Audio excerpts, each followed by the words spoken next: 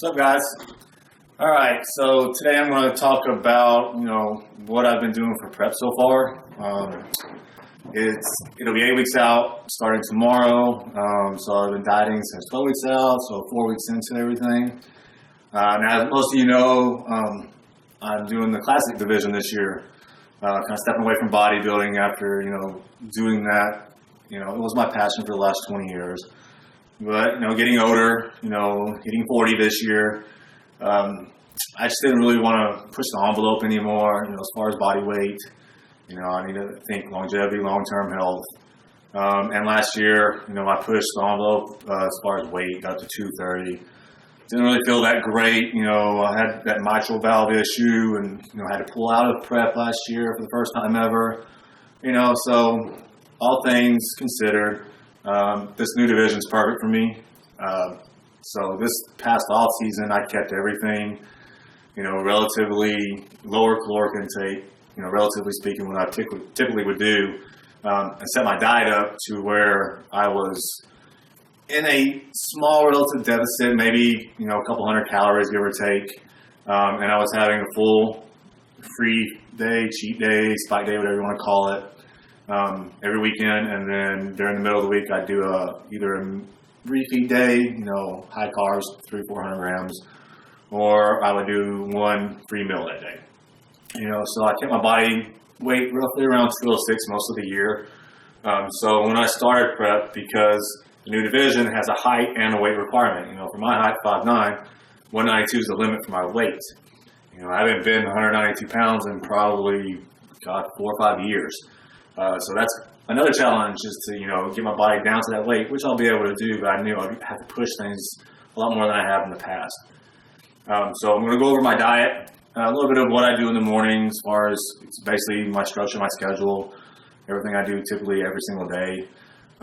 So starting prep 12 weeks out, I basically just cut out my 3 days and my midweek spike, and went straight into prep that way, because I was obviously already in a caloric deficit. So I started at 200 grams of carbs, and I knew my body would kind of hold on to where I was, because basically 204, 205 is my set point. So now at 4 weeks into the plan, 8 weeks out, my carbs, it's just been for the last 5 days, has been about 135 grams a day. On my off days, I'm dropping it to about 100 grams.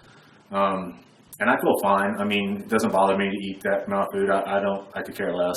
But I know I need to get my body weight down. So this week, this first good drop I've had, I'm down to right at 200 pounds. So, 8 pounds off the mark. Conditioning, is coming in right on point. I'm having no issues there. So everything's going well. Cardio. I knew I'd have to do more than I've ever done before this time around. So basically I'm doing cardio every single day. I'm doing 2 types. I'm either doing 30 minutes of, fasted steady state in the morning, or I'm doing some intervals on the stair mill for 25 minutes, where I will typically go 1 minute really hard, and then 2, maybe 3 minutes, pretty easy. That really gets my heart rate going, instantly, and, have a lot of EPOC afterward. So that's what I'm implementing, doing that twice a week, and the other 5 days I'm doing the steady state. I don't see that really changing much, unless weight, just stalls or whatever. And then I'm also now, since my calories are so low, doing usually 1 refeed day a week. No dirty meals or anything, just a higher carb day, anywhere from 400 to 450 grams. For my body, that. Right now, anyways, that's keeping my body, metabolism upregulated and everything functioning the way it needs to be functioning, and I'm still dropping. So as I get more in depth with prep, I'll probably have to do higher and higher refeeds. I can almost guarantee it, because it's the way my body has always been. Last preps, so I've gotten up to 800, 900 grams of carbs, 4 or 5 weeks out, once a week, and just to keep me from dropping too fast. And then if I have to, I'll throw in some calorie-dense meals, some cheat meals, if I need to, which I more than likely will, but, we'll see as, the weeks unfold. So what I'm going to do now is just kind of go over my food, what I've been doing nutrition-wise, for the last few days anyways. Go over my main food sources. There's nothing magical here. And I believe in flexible dieting in the sense that, just changing up your food sources, but quality food sources. Not trying to fit Pop-Tarts in there, not trying to fit candy bars or junk food in there. I'm just interchanging quality nutrient-dense sources. Because with prep, I believe you need the least amount of variables possible so you can control more aspects, because there are cosmetically friendly foods and uncosmetically friendly foods. So a lot of people don't take that into account. Water retention and all that stuff.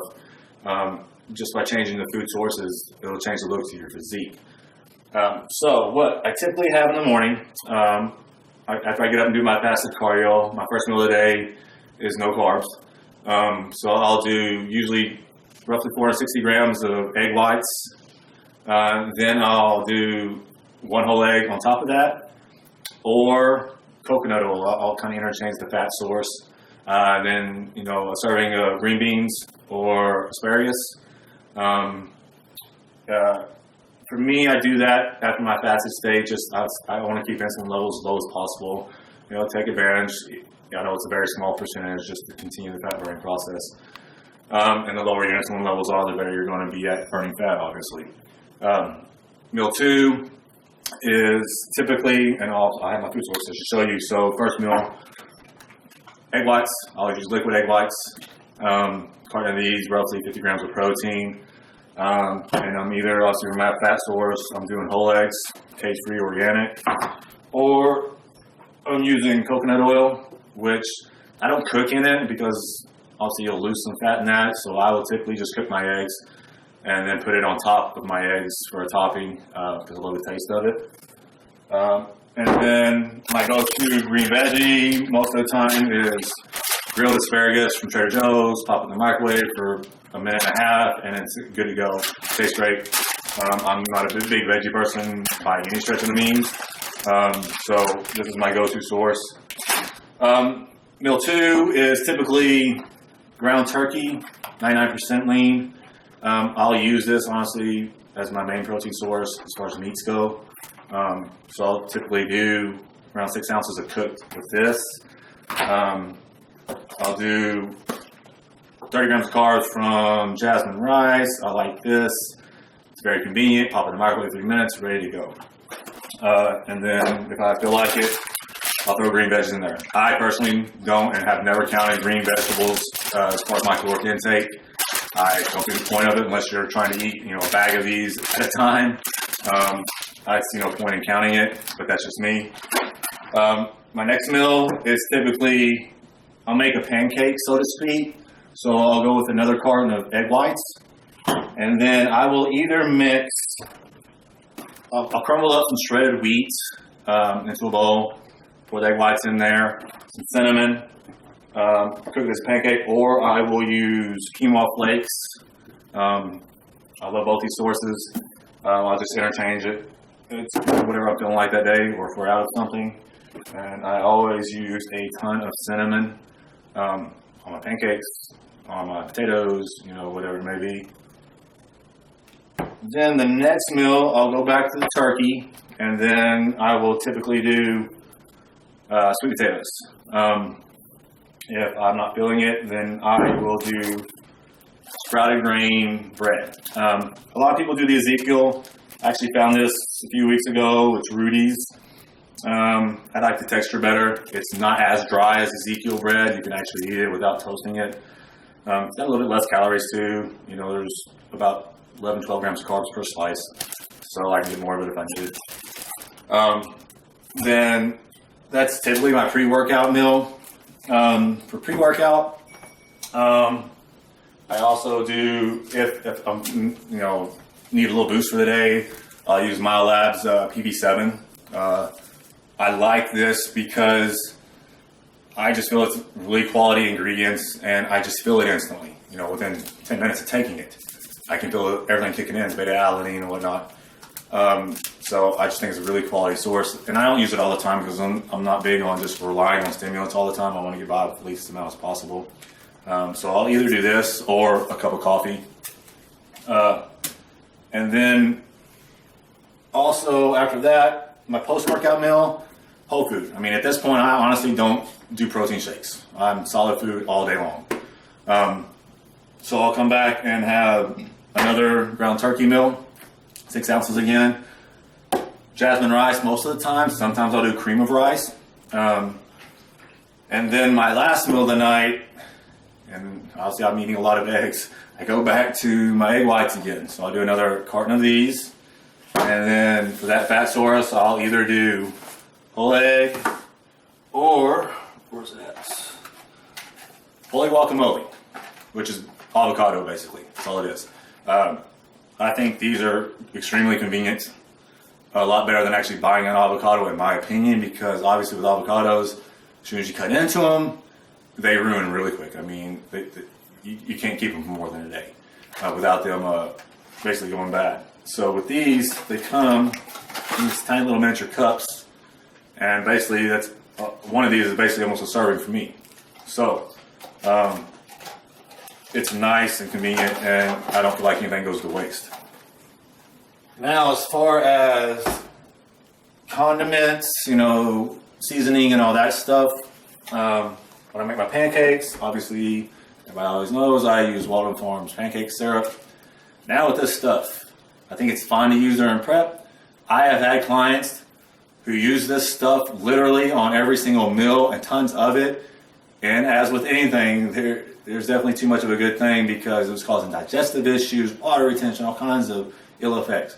So with any of this, this kind of stuff, the artificial sweeteners and stuff, I don't see anything wrong with. But there are other stuff in there, so it can turn into a bad situation. So moderation, okay? I'm going to use it once, twice a day. The other condiments I use all the time: reduced fat, reduced sugar ketchup, mustard variations, yellow mustard, spicy mustard, chipotle salsa. I'll use a tablespoon of this in my rice. I'll mix my rice, my turkey, put some salsa in it. And then from Trader Joe's, this low-fat ranch dressing, which only has roughly 30 calories per serving, which I don't even use a full serving. I only use a half a serving. So I'm getting basically half a gram of fat and 1 gram of carb. All right, great flavoring though. Sodium. So the big thing too with sodium is, obviously, people have heard me rant about it. You need sodium. It needs to be high, especially if you're going lower carbs. The lower you are, the leaner you are, the more sodium that you need. Obviously, I'm getting a lot from my condiments and stuff, but regardless, I do one of two things to increase my sodium, make sure it's even higher. I will literally take my sea salt and 1/4 teaspoon at a meal, because I honestly don't really like salty tasting foods, unless obviously they're French fries or something, which obviously I'm not eating during prep. But I would take this and scoop out 1/4 teaspoon and just throw it in my mouth and chase it down with water.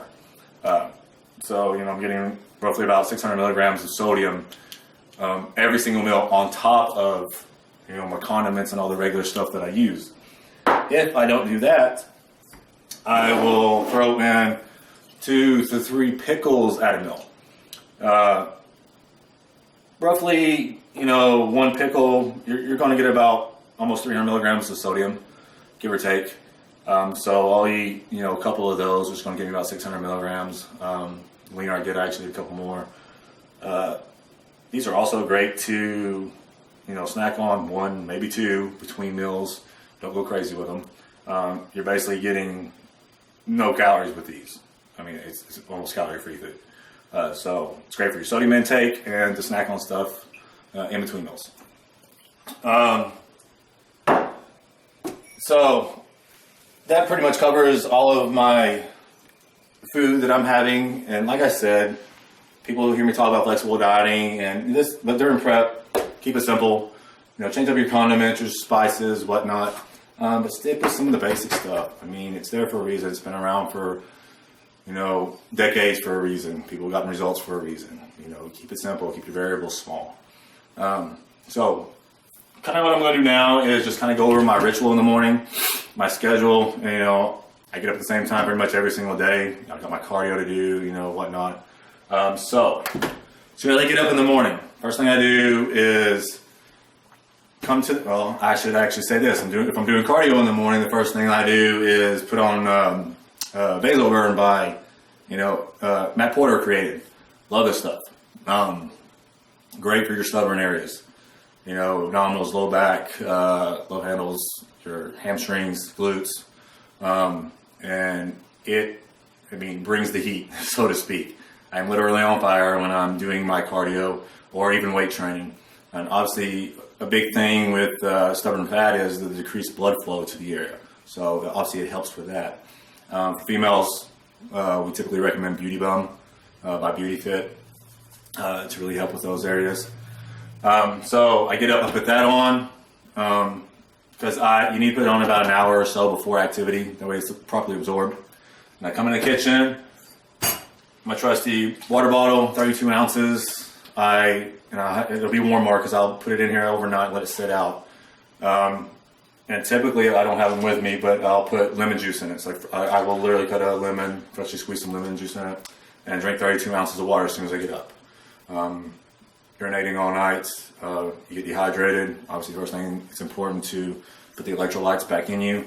So the lemon, and then I will actually also do the sea salt with my water too.